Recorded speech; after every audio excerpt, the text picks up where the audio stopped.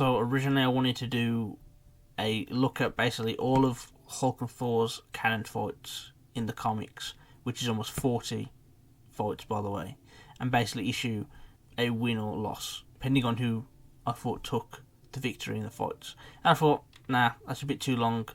Also, Imaginary Axis did a video like that a while ago, so I'll just be adding about probably like another 5 comics onto it, so it's not really that much of a new thing. So instead I want to do an analysis and breakdown on who I think would actually win in a fight. You know, if you take into account their powers, stats, all that kind of stuff, mindset, you know, consistency and all that shit. Now, the first thing I do want to say is that these characters constantly get stronger in the comics, and a lot of people don't really take that into account, and instead just like think they're at one set power level consistently, and then they'll just dismiss other feats as outliers and all that stuff. But when we actually look at the source material, we have statements and implications that yes, these characters do evolve in terms of power over time. For example, in the Planet Hulk prose novel, Hulk himself states that after the initial Gamma Bomb incident, he does begin to get stronger and stronger. And Odin at one point stated he himself gets stronger every day, and obviously as an Asgardian, you know, Thor should be able to do that as well. And then Thor's was a statement that in battle he hits harder and harder as the fight progresses. But when it comes to pure physical strength between the two characters, I think the best way to look at that is to go back to their first full fight in issue 112 of Journey into Mystery, where we see that Thor basically asks Odin to allow him to fight without the hammer, without risk of turning into Donald Blake, like he usually would. And when Hulk and Thor go at it, Hulk is just evidently the stronger between the two, but Thor is more skilled and experienced in battle than Hulk.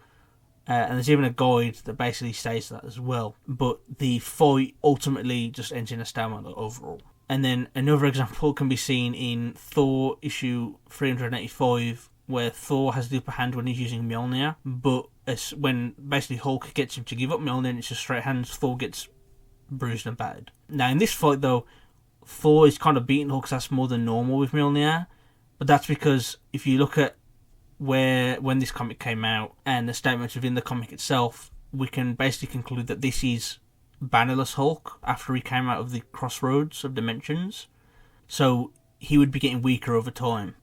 Now this is obviously where Thor is better in terms of strength. Like there's a issue in the original Defenders run where Thor and Hulk basically stalemate for up to an hour in pure strength. Should be noted that Thor with Mjolnir is just inherently stronger, as Mjolnir amplifies the innate abilities of the wielder, so there is that to take into account.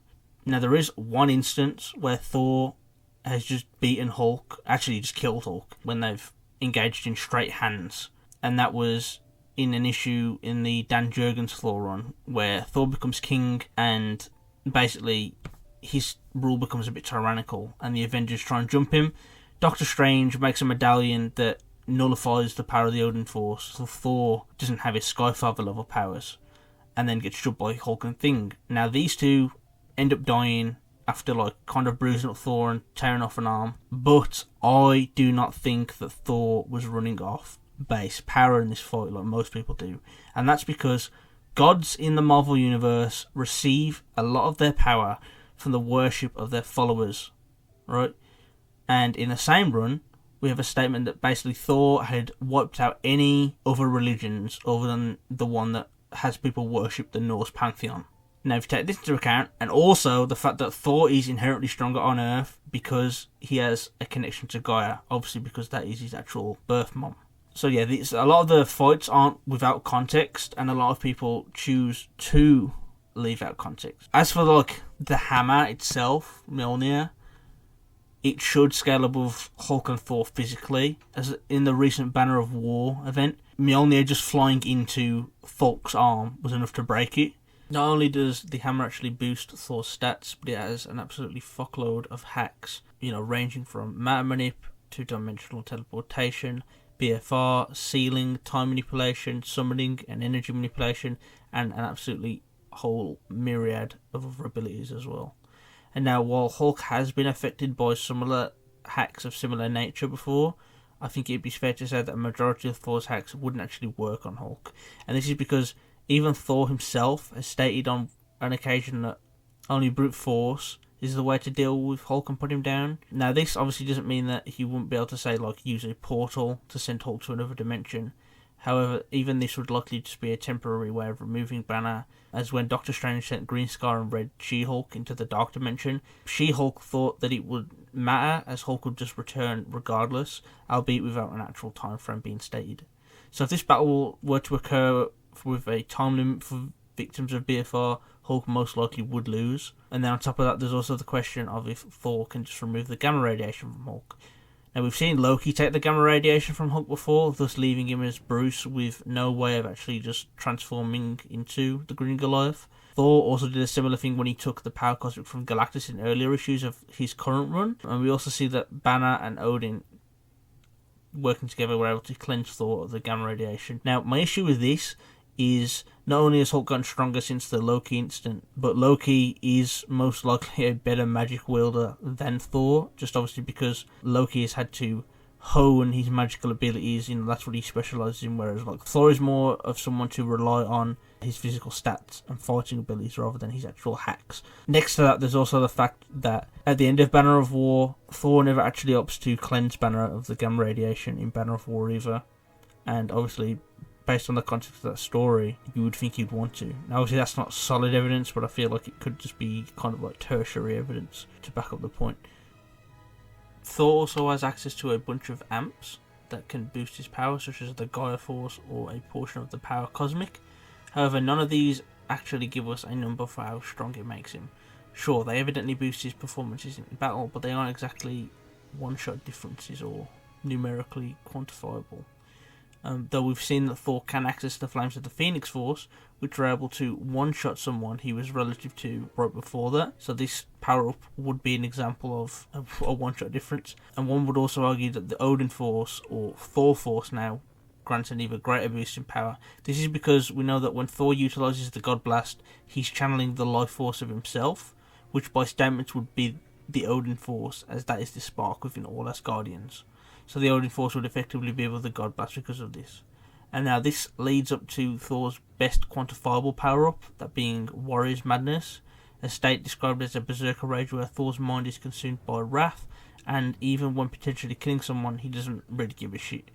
It's also stated he receives a 10 times increase in power from the state, but it should be noted that we've already seen Thor fight Hulk in this state before, and Hulk did just fine. So it doesn't seem like he has any actual amps that matter in that regard when fighting Hulk, especially since we've seen that when Savage Hulk is basically unrestricted, he can fight a Hulked out all 5 of 4.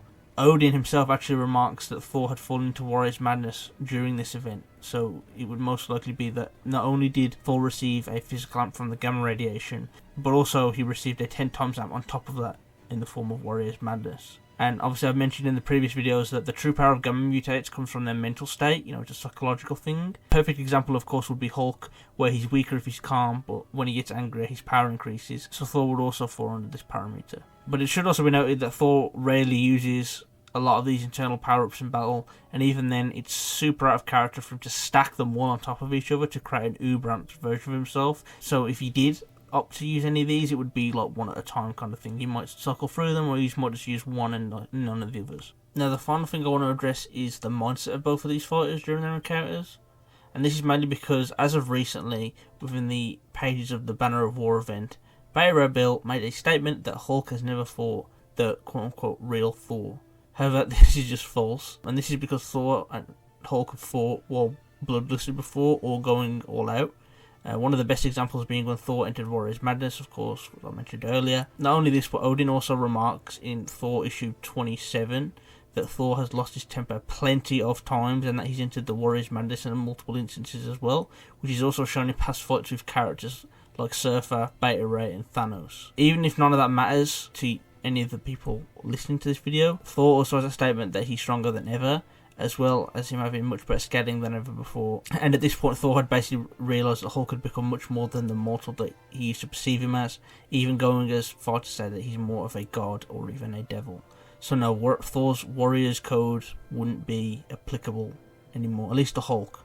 So what are my overall thoughts on this versus battle as it stands? I think that Hulk pretty much takes it, as he's stronger than pretty much anything that Thor can dish out from an AP perspective physically. and he'd resist a majority of Thor's own abilities. Now, that's not always to say that the fight would go in Hulk's favour, as Thor has superior combat prowess and experience, which he could use to potentially BFR Hulk. And if we operate under standard battle assumptions, then Hulk likely wouldn't be able to make it back in time. However, even in the times that Thor has tried to BFR Hulk, he has basically travelled along with Hulk, allowing the Green Goliath to successfully counter the attempt to send him to another dimension. Now, on top of this, like I mentioned earlier, Mjolnir can harm beings much stronger than Thor, so Thor would be able to deal damage to Hulk. However, Hulk has shown the capability to basically exceed anything base Thor can do and his amps. So base Thor would basically get overpowered eventually. But I'd want you guys to tell me your thoughts on this topic, because I'm always willing to have a discussion about anything Hulk related. And I've definitely been slacking on the uploads, so I'm going to try and pick up the slack in the new year. I do have a lot of ideas that I would like to translate into videos. But until the next time, please like and subscribe.